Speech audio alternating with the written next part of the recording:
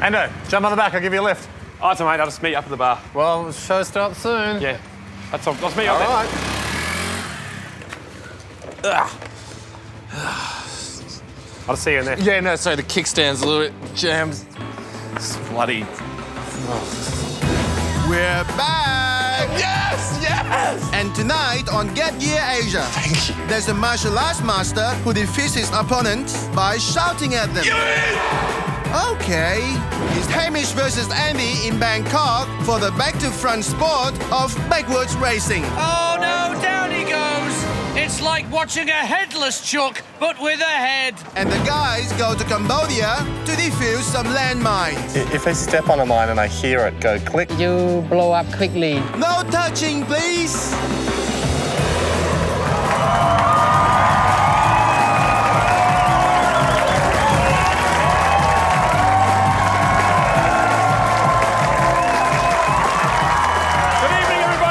Welcome to another episode of Gap Year Asia. And a very special welcome to Kenneth, my samurai sword. Okay, which yes. I was able to pick up for a bargain. Well, we did go to Japan this week, but I've been telling Hamish it's not necessary for him to have a samurai sword. You cannot take a samurai sword off a samurai. It's one of the rules. Sort of like making a tiger be vegetarian or stealing a cowboy's hat and chaps or telling Beyonce she can't dance.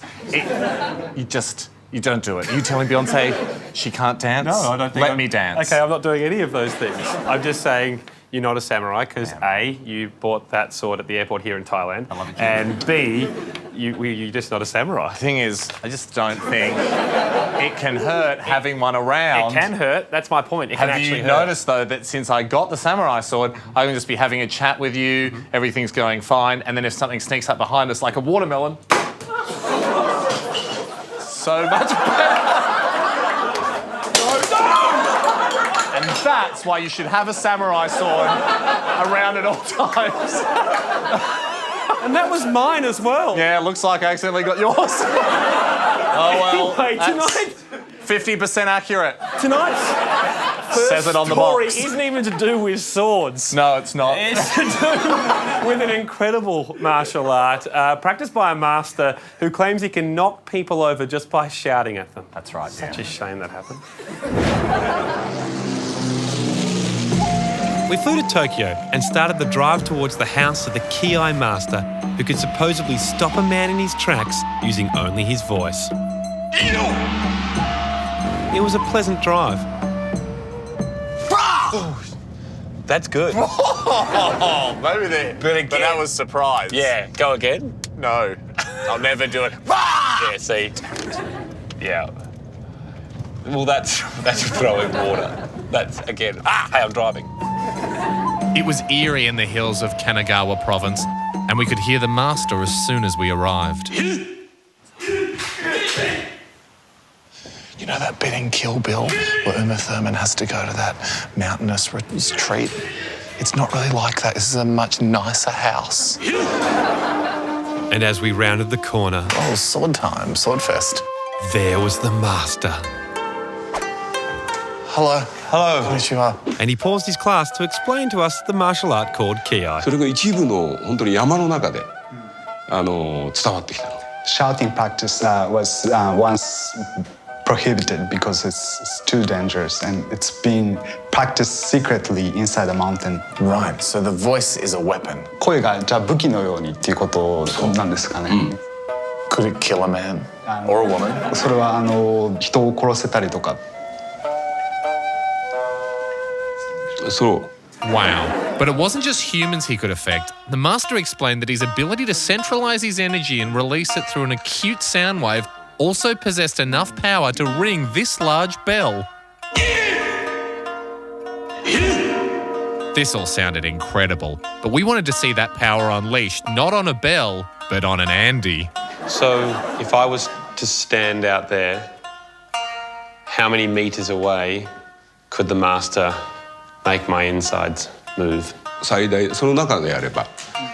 Within 10 meters, you can feel the vibe, the power of the voice pretty good. Is it bad for me? いや腸がこういうふうにこう振動するからやっぱり下血するんだよね。 It's gonna be really bad for you because you're gonna have a bloodshed from you. You can shit blood. よく人のところガクンとこう抜ける。 Do that one if こ you の want. 腸が動いて。 It's not your head. It's like your whole body inside the body. And, Well, let's say that one. Yeah, we're happy to say that. This is amazing. He can't do it. Sure. Well, Public pants pooing it might not be straight away. is really bad. It might be a time for bomb. your It might be a image. sleeper. There's a guy at our school that pooed his pants, grade 1. Yeah, Changed you have to change schools. change school. You have to. And names, because word travels. And also change your outfit if you want to be allowed on the dojo floor. And as the master warmed up, I did a little pre-inspection. Yeah, When did you do that? on the way up. Did you have time? I feel like you might have had that in there all day. I did not bet. I wasn't expecting you. You didn't have time. I've reviewed the footage. Turns out he did have time. Now this is a perfect time for an happy sand challenge. Oh, I'm so glad you've turned up. We just had a martial arts master in here make my friend shit blood into his pants. Ham told me to wait so he could learn the role of the master's apprentice. Thank you. I will respect it, but also do amazing things with it. Can I spin? Zach? No. Cool. Nice to know boundaries. This might have repercussions for years. Got good one. Okay. 10 years' time, meet a girl. Hey, would you like to go on a date? Aren't you the guy that poos his pants when the grandpa yells at you? Whoa. No thanks. Oh, you remember that, Danny? Should we bring Andy in? I guess it's a good timing. Commence Operation Cherry Ripe. I approached the centre of the dojo floor, clenched ready for the test.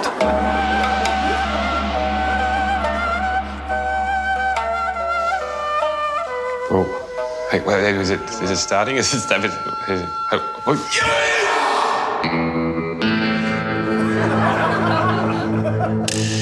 Actually, I think that was just a warm-up one. The master wanted Andy on his knees for the real thing. There's no shame in backing out.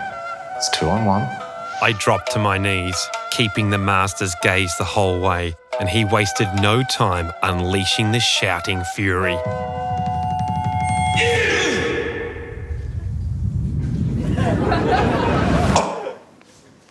Have you pooed your pants?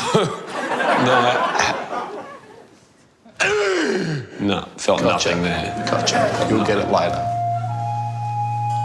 Mon, can you ask Master how quickly it's meant to happen? Actually, gave you what's the good power, healing power. So. But I didn't. Thank you. I didn't. Thank you, Master. He'd given me the healing powers. I knew the master wouldn't mess around with this. All right. Let's. Got it! Yes! Did you? Was that the bad one? Yes. Yes. Classic trap. We lulled him in. Lulled him in. That was the bad one. That was our plan. Trick you. Psych you out. Gotcha. Cherry rupture. That's what you're going to see next time you're on the toilet. Always nice to have a master that's up for a laugh. I thanked him, and we left knowing exactly what awaited Andy in the coming days. Andy has not passed any blood into his pants yet. Another wonderful display of culture.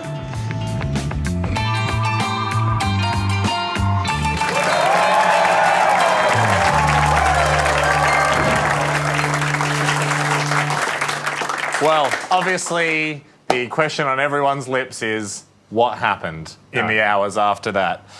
With some difficulty, I have been able to obtain Andy's next human bowel movement, and it's in this jar. No, it's not, unfortunately. Boo, yeah. Poo in a cup. Yeah, no, he wouldn't do it, sadly. Just trust me that it was all fine, everybody. We'll never know. You wouldn't donate to science. What a shame. I could have gone in a museum. There's more Gap Year Asia after this. Still to come. Oh, there it is. Andy takes Hamish robot shopping. It would just take one, thanks. No thanks. You're gonna pay for that or what? They find themselves in a Cambodian minefield. A landmine could be right there. Yeah. But next is Hamish versus Andy in Backwards Racing. Gotta get past him. There's just so much to see.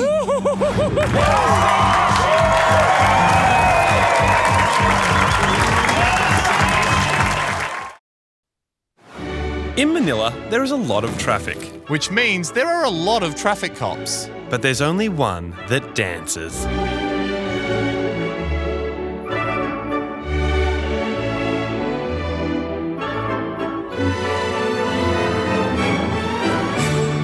We've just jumped out of the car because we've seen... the Justin Bieber of traffic cops. Yeah. This kid can move, and by kid, I mean what appears to be about a 50-year-old Filipino man. There's a bus. Hi, how's it going? Watch out. Watch out, bus! Watch your back, watch your back, watch your back, watch your back. How are you? What's your name? Johaz. Hands. More like dancing hands. Hey, how's it going? Bus.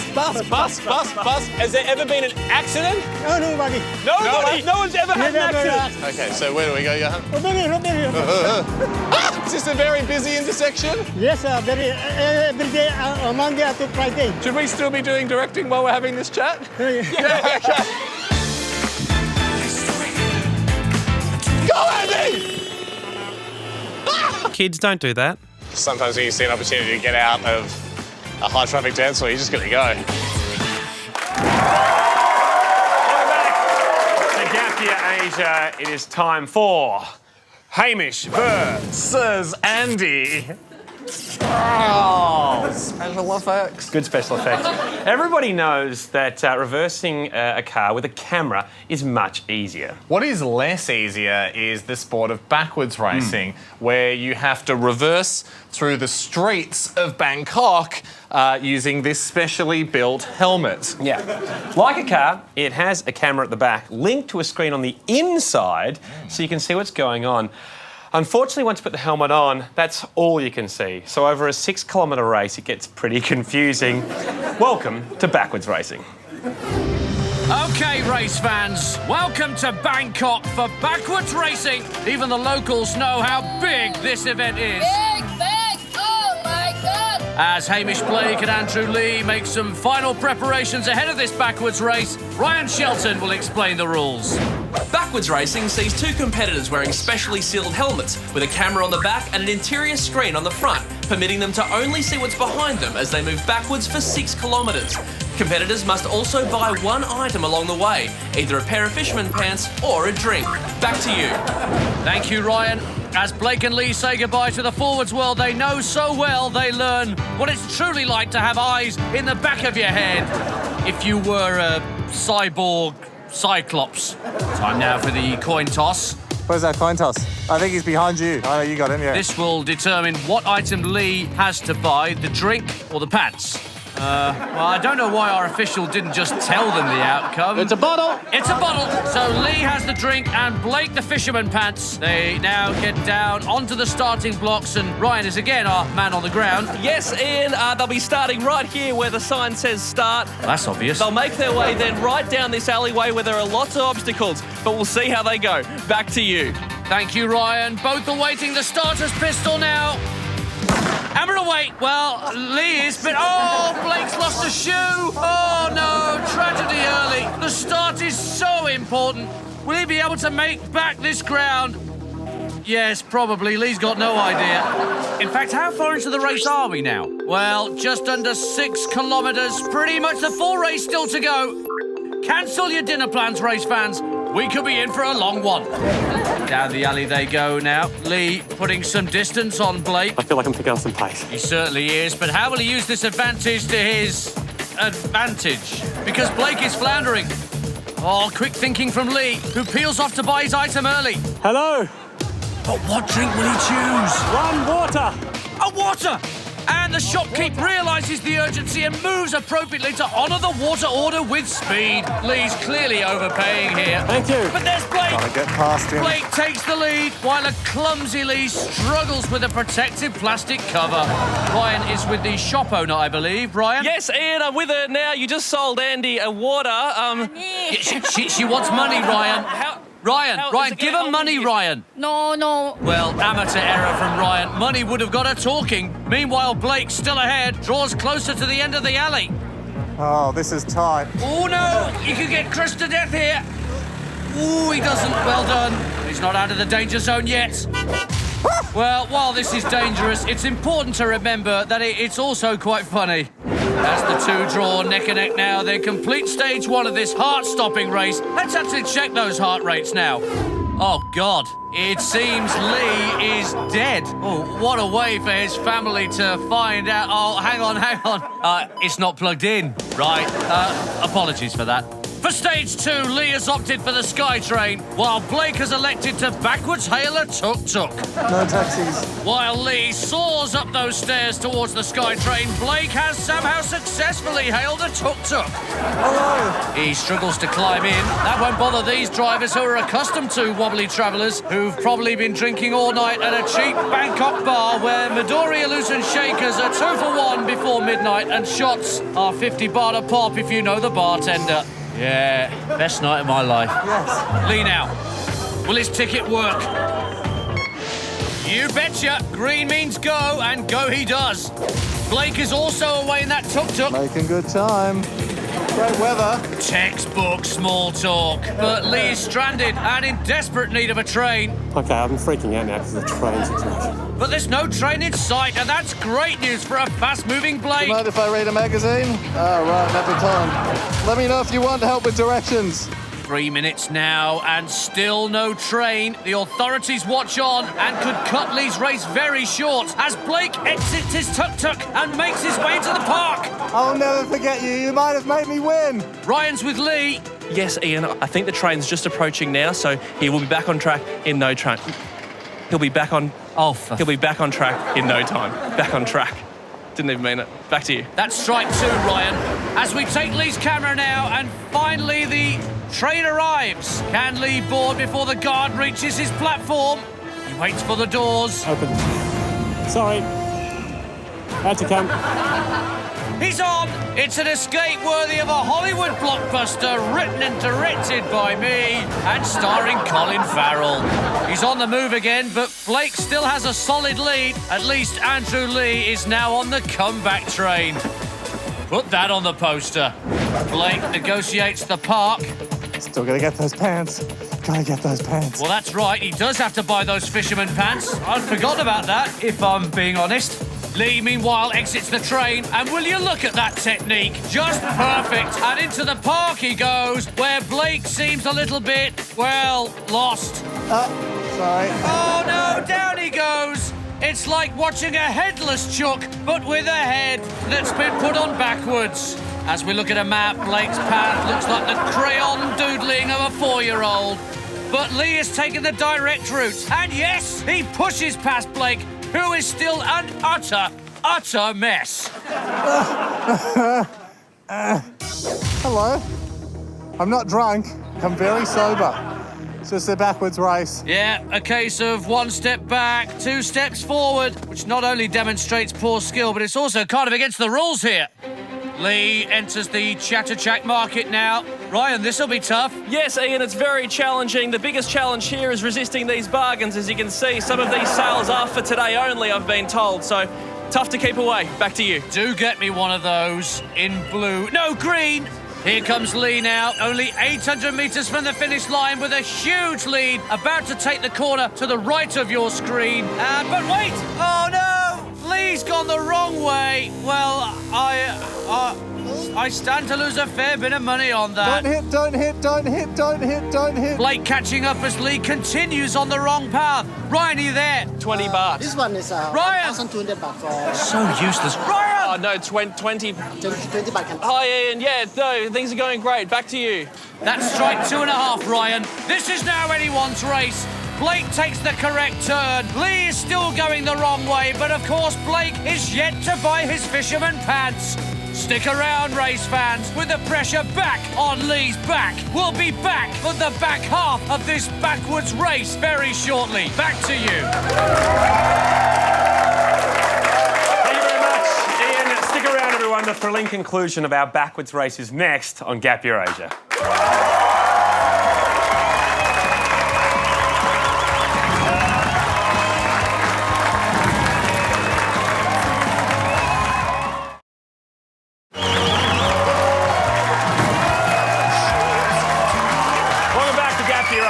We're in the final stages of our backwards race across Bangkok. We're trying to negotiate the busy streets with a helmet like this one that has a camera at the back linked to a screen on the inside. So far, Bangkok is being treated to the best ever backwards race because it's the first one. Welcome back to Bangkok. Blake and Lee still in Chatterjack Market somewhere amongst this chaos. Ryan, have you spotted them? No, I don't know where they are. Well, that's clearly a problem. Can you text them, Ryan? I don't think they've got their phones on them. I could try, though. Back to you. Well, they were last seen earlier entering the market when Lee essentially handed Blake the lead on a silver platter after he carelessly went the wrong way. I believe Ryan has finally found the unaware Lee now, who's still going the wrong way. Yeah, Ian, I'm right with him now. Andy, how do you think you're going? I've got this, mate. I know I've left him for dead in the park. Are you going to tell him, Ryan? It sounds like he thinks he's going quite well. Back to you. Very cruel, Ryan. Hamish moves even further ahead as we see the difference between the two on the map. But wait, I think the penny has dropped for Lee. He can sense something's NQR, and yes, drop goes the penny as the crowd watches on in utter shock.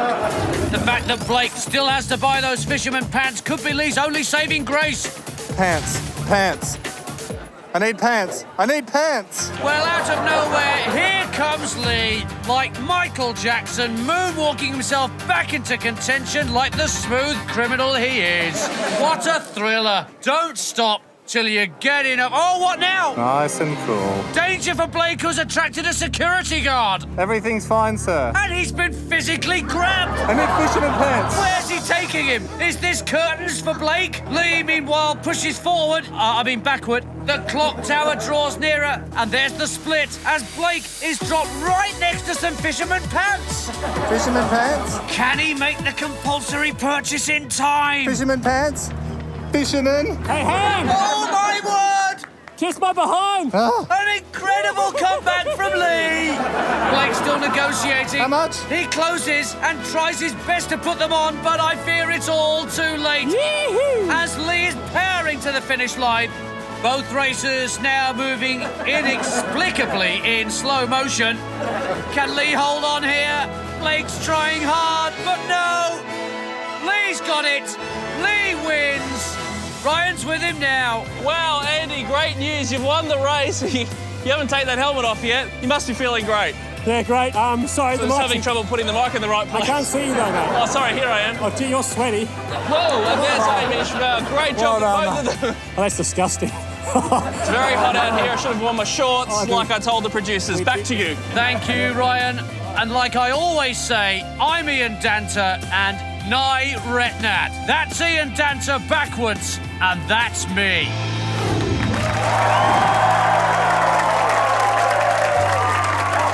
Well done, Ando. Thank you. Thanks, Congratulations. mate. Cheers. I've got the cup here. Yep. I'm going to come over. I'm going to award it to your bobblehead. Good. There you are. That'll take ages seeing his No, form. just talk to everyone. Tell them sure. what we're doing next. Okay, in the meantime, we'll have a look at our trip to China. Our trip to China where we saw matchmaking in action. Forget Facebook and other things we use in the West. In China, they have marriage markets on the weekend where parents go... Well done, mate. Thank you. Congrats. Marriage markets where parents... Yep, that's fine. Parents go to find their children a partner. Oh, yeah? We flew to Shanghai in China, obviously, and we wouldn't return without a wife by Andy's side. Well, we would. There's some good options, Ham. But we were fascinated with the marriage markets, a place where parents come together to trade credentials about their children in the hope of finding them the perfect match.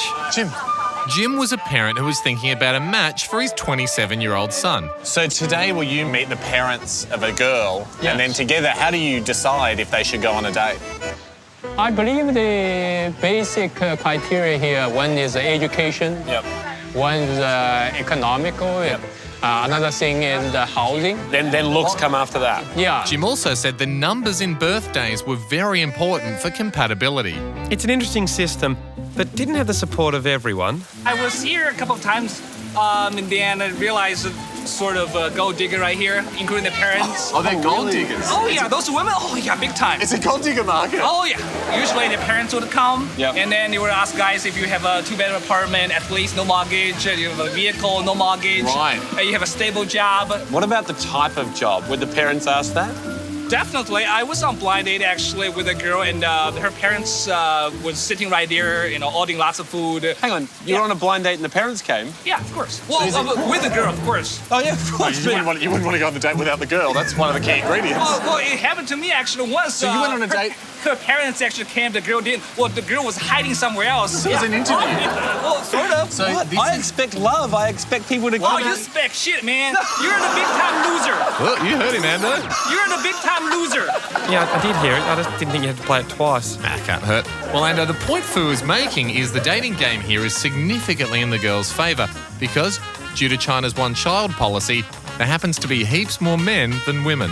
Times were tough, and this is all I could afford for Andy, but apparently they're lovely girls, and they're going to look after him, and he gets 2 for the price of 1, and I just thought that was a great deal. Well, I would have expected you to work harder than that. All right, well, if that's what you want, I was happy to hit the campaign trail for you. All right, bit of a rush job, but Andy Lee plays the trumpet. Regionally compatible surname. Let's start advertising. Vote 1, Andy Lee. No, that's not what we're doing. All right. Devote oneself to Andy Lee. Perfect. Andy Lee, yes. Andy Lee, very compatible with all women. Andy Lee, interested? Yes? Oh, that's your boyfriend. Sorry, better take that back. What does this say? 2006 years graduate from a bachelor degree. Oh, no, it's actually the Cleo Bachelor of the Year. I planned a 12:30 meet and greet with some parents interested in a partner for their daughter, and I got Jim to join us for a local endorsement. And they were right on time. Stand up, show them your Very height. smart. Show you muscle. Wow. Handsome man, handsome man. Very handsome man. Does she speak English? Oh, you got perfect English, fluent English. Fluent English. Ooh, we're off to a great start. She sounds good. 1.72 meters. She's 1.72 meters of pure English-speaking woman. To your shoulder. And would they prefer that Andy comes to Shanghai, or is they happy for... Yeah, right, that might be a problem for me. I like living in Australia. But it's fine. Do you know how much money I spent on flyers? I don't know, $5? Yeah, 480. Well done. He's a very good guesser. So we're probably pretty close to a deal here. Oh, yes. 99% of the deal. 99%. This was extraordinary. 1 more percent, and my mate Ando had himself a Shanghai wife. We just needed to know whether Andy's birthday was compatible with their daughter's birthday. Andy's born in May, so he's a Gemini. Is that okay that he's born in May? Oh, pretty good. 双子座 Gemini. Oh. 不行不行。What did I say? Oh, he says so sorry. Gemini, he hates Gemini. He hates Gemini. 不行。Too bad, Andy. It's bad. It is bad. It's bad enough. But everything also about his muscles, muscles and the height. Yeah, and all everything's perfect, the but dragon. not Gemini. Yeah, dragon is perfect, but not Gemini. She says. No. Okay. Gee, the one thing that I couldn't really control. Bye. Shishir. Jim. Okay. Seems like love is tough in Shanghai. Sometimes. Sometimes, yes. but when it works. Most time is sweet and smooth. Yeah. Man. Just not this Andy, case. just try again. Thank you. I'll try again. Oh, Gemini. Oh, God.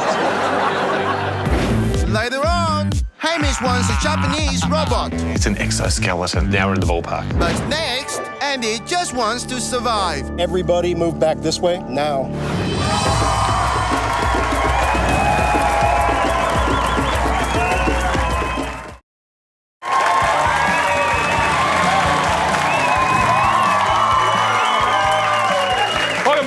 you. To Gap Year Asia, everyone. We've had a lot of fun tonight, haven't we? We've all learnt that there's some things you can muck around with, like swords. And that's good fun. No, we didn't learn that. Well, there are also some other things you can't muck around with, like... Swords. Swords is one of them. Yeah, and another thing is landmines. That's higher up on the don't muck around with it list. Yes. We wouldn't be having a laugh if we muck around with a landmine in here. It's a sad fact, though, that Cambodia is riddled with landmines after decades of conflict. We went along to meet the amazing team that's trying the mammoth task of demining the country. We flew into Siem Reap in Cambodia and started the long, at times hairy drive to the minefields. Oh, hello. We were well off the beaten track, passing numerous small villages before arriving at our location rather cautiously. Yeah. Don't get out. Well, we should be all right. Morning. Bill, how are you? Bill? Andy? Am I good? Don't step there. There's dog crap on the ground. No, you're fine. If we see you walking somewhere, that's safe. You can see the signs out here? Oh, the red signs? Yeah. That's the minefield. This is Bill. He's a volunteer that's been working with a local fellow called Akira. Akira? Yeah. Hi. Yeah. Akira is my boss. This is the man. Oh, the man. That, Yeah. that Hello, we Akira. all Nice to see are here you. to work Honour with. to meet you. How are you? Why is Akira the man? Because for the last 20 years, Akira has been systematically clearing deadly landmines laid in the Cambodian countryside during the war. When he first started, it was just him, a knife and a stick. How many mines do you think are out here? Do we have any idea? In the country? Yeah. 10 million landmine from 1979 to 1997. 10 million? Yeah. I lay when I was 10 years old. This was the sad thing. During the war, Akira was a child soldier responsible for laying many of these mines.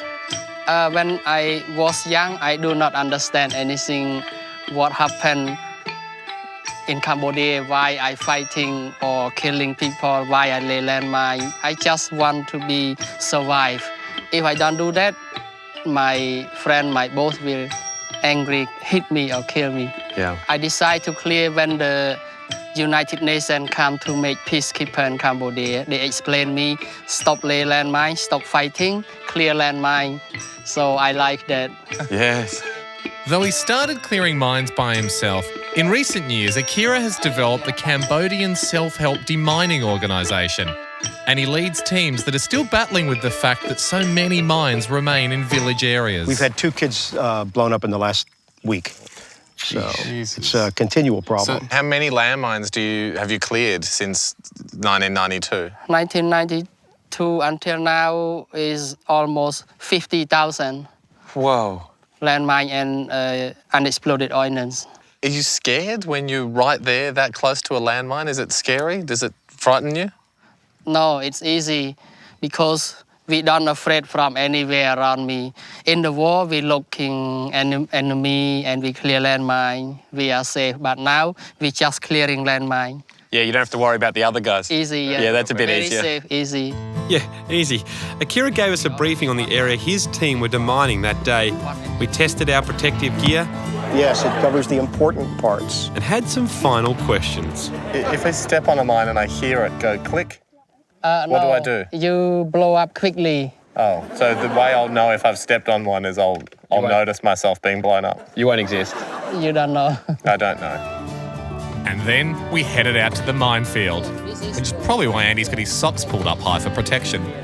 So, Akira, this is where the mine is? Yeah, this is the minefield. Yep. And this is already clear. Great. So a landmine could be right there. Yeah. The field was set out by red tape and they were slowly clearing 9 hectares inch by inch.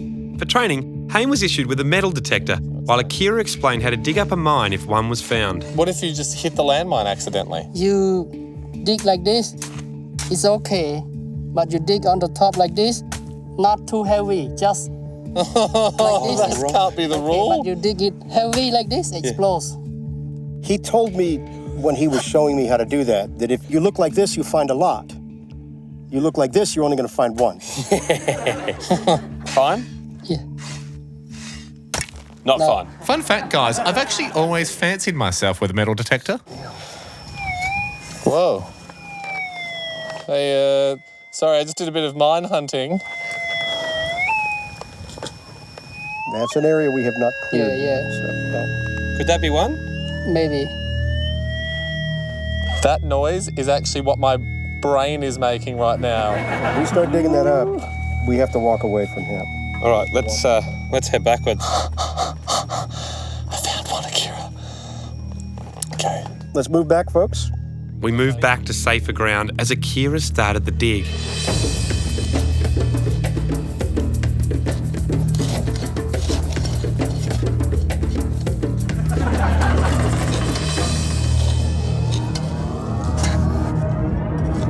Most anti-personnel mines are designed to maim, not kill. Right. Sorry, Mac, this is not the... Where did you come from? This is not the time we need special comments. If you're killed, you're part of an army group and you're killed, well, there's nothing you can do about it. If you're wounded, you've got to take the wounded away. We find it. Yeah, good? Yeah. The AK-47 cartridge. Oh, AK-47 cartridge. Oh, great. We'll take it to cash converters. Yeah, great. So we didn't find a mine, but we were only a few minutes into our shift, and a lot was going to happen between now and the end.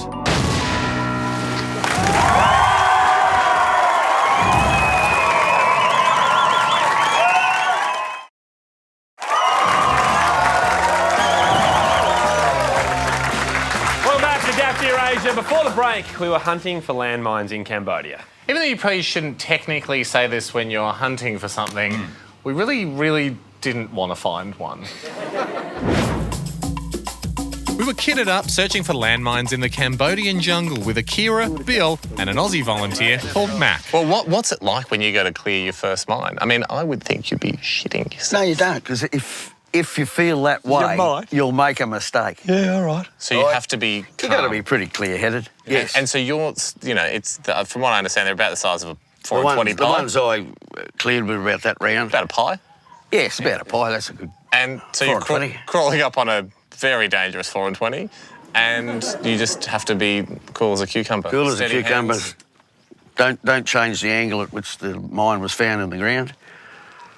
Take out the fuse, put the fuse in one pocket, the mine in the other, and go on to the next one. Matt, I've seen him burn himself on a 4 and 20 pie with less caution. I'd have more trouble. I'd be probably too hasty if it was a pie. Directed by the team, we negotiated the narrow channels between the minefields that had been cleared. What if a bird lands on one? Would it blow up? Bird, no. No? Cat? Cat, no. Rabbit is okay. A rabbit's fine? Fine. What about a rabbit riding a cat? A rabbit on the back of a cat? Yeah, can be. That might blow one up? Yeah, blow up. All right, I'll let you know if I see that. What's this? This is what's left from a PMN mine that blew up a long time ago. Russian-made anti-personnel mine. So they're plastic? Yeah, they're plastic. Is that so they can't be detected? No, they're a blast mine. They don't have shrapnel inside. They're just designed... They don't throw any shrapnel or any fragments out. It's just the blast that does the damage. With stakes like that, there's little wonder that the clearing process is extremely time-consuming and requires a lot of patience. Something that we mightn't have. Hide and seek? Okay, quick game.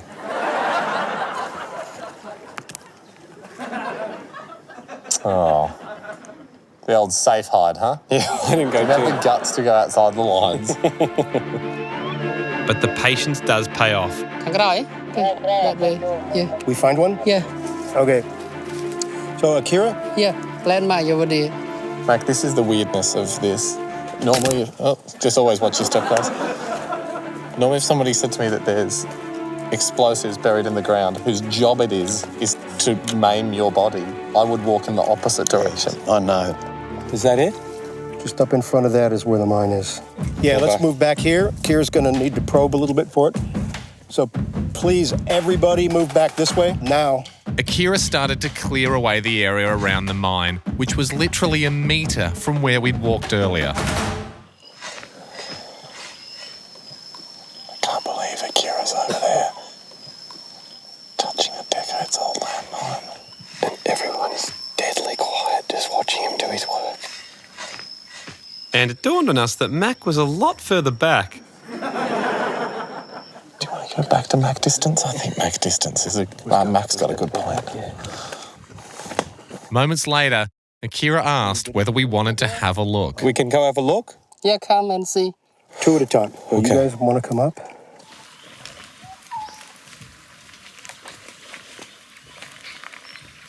Oh, jeez. What would happen if somebody stepped on it? It's a step, 5 kilogram the weight, explode, cut 2 leg. 2 leg. Akira, we walked just here. We were standing right there. Yeah. 10 minutes ago, we were standing there. Yeah, you 1 meter away from here, it's safe, already clear. Yeah. And you're definitely not, you're not nervous? No, I cleared this many thousands. Many thousands. Because I feel like you're like staring, death in the face a bit. You're staring at something that could kill you. When you're over here, you were scraping the top, so it's safe to scrape the top. It's safe. Oh, like no. No. Okay. Please don't. Please, I love jokes so That's much, okay, yeah. but these are not jokes. We'll head back. Oh, Jesus, thank you.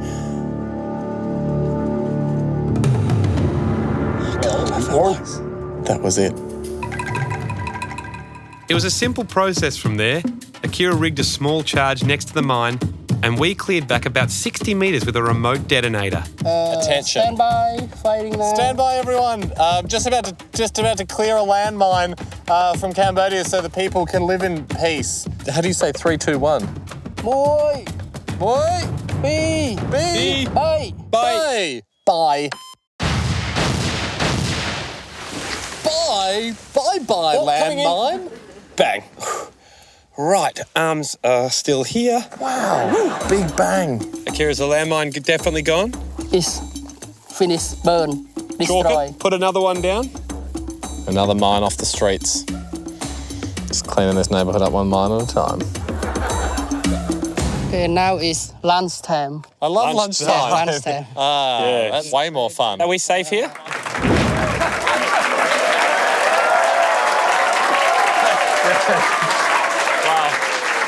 I know everyone's thinking, though, why weren't there robots doing that job? Why were they risking precious resources and human beings doing it? That's what I thought too. So I took us straight to Japan to look for robots to help the demining cause. No, that's not why we went to Japan. You just wanted a robot friend. Haim thinks that robots will one day rule the world, and he reckons it's better to get in on their good side early. There's so many reasons to go robot shopping. Who remembers them? Probably a bit of it was for charity too. Anyway, it's next on Gap Year Asia.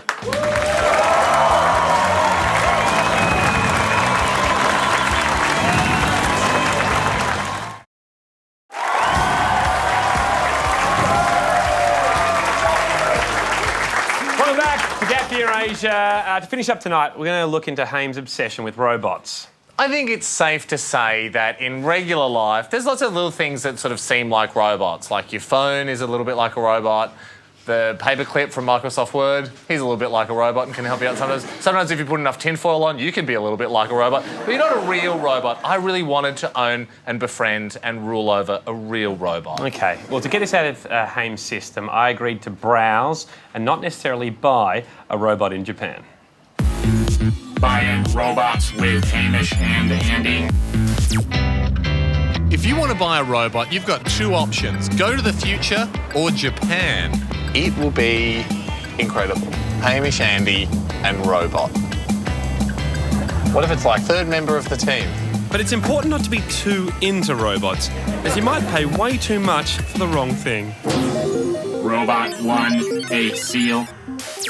This is Paro, a therapeutic seal that has 5 advanced sensors in it so it can perceive people and its environment. Oh, there it is. What's he doing? Oh. Ando, look at this. I'll take my hand away. His eyes will open up. Oh, look at that. How can you say no to those eyes? We're not getting it. Hold it.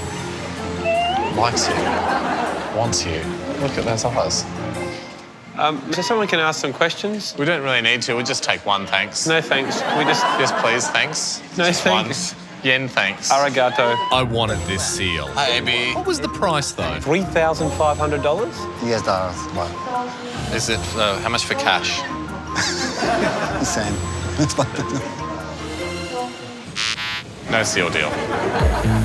You need to tone down your enthusiasm for just You a need purchase. to tone up your respective robots.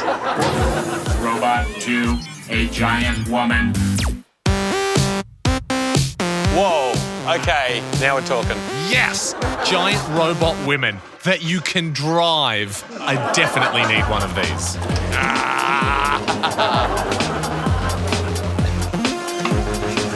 They're slower than walking.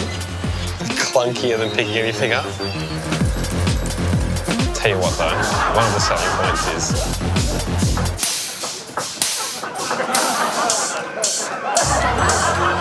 Excuse me, Haim. What? Do you feel we need these? I think Haim thought his robot was nodding, but he was just making the boobs go. Anyway, I inquired about the price. Hey, Ham. Yep. Yeah, if you're willing to throw in a bit of your own cash, we might be able to get one. I'm saying yes to halves. What is it? It's $1 million US. Bye-bye.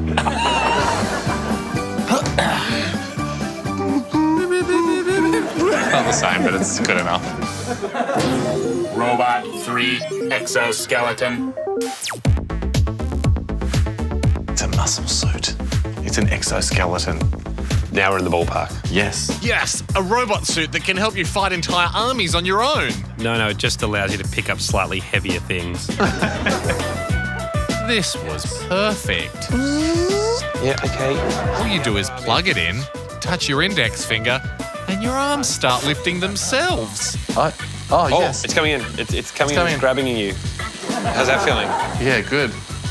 It's getting It's crushing me. What? Is it really I'm crushing myself. Oh, that's release. That's release. The old middle finger for release. Now I was the perfect cyborg. What's this? Robotic cat steal.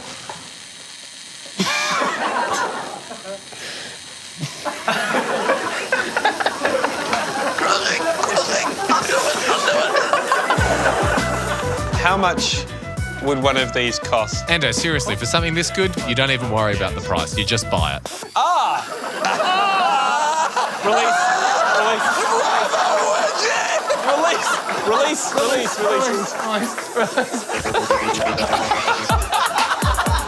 We'll take one. Okay, Haim. You could have it. Great. Thanks, Ando. You're the best. They even said they'd throw in this incredible robot woman. No thanks. Nah, it's already included. Don't worry about it. I loved my new suit. Time for one final test. What's this? Ready? Pick up. Oh no, his arm's fallen off. It's actually, but it's broken completely. We don't have to pay for this now, do we? Maybe another robot could fix it. Yeah, sorry about that. Okay, that's on the ground. We'll think about it. Yes, that was mostly like that when we got here. So, yeah, I guess we're not going to buy a robot. Thank you. Arigato. That's a bit of a robo no-no. For this episode of Gap here. In previous weeks, though, I mean, Haim, you've been wanting to sing on your Korean karaoke machine, and we haven't had time, but I feel like there is time tonight, so take it away for everyone. Well, thank you, and it's a lovely offer, but unfortunately, there's something wrong with my machine. There's an error message, which is a bit annoying. Can we please get someone that knows about K-pop machines to the stage? That's it, yeah. We've still got time, I think. Please get up here now. It does look like an error, like someone's taken the memory card with all the songs on it out of the machine. Who would do that? Well, that sounds like it, yeah. That sounds like exactly what's happened. Yeah. That's what we've got time for then. I mean, go to hamishandy.com if you like, check out some photos. We'll catch you next week. That is such a bummer.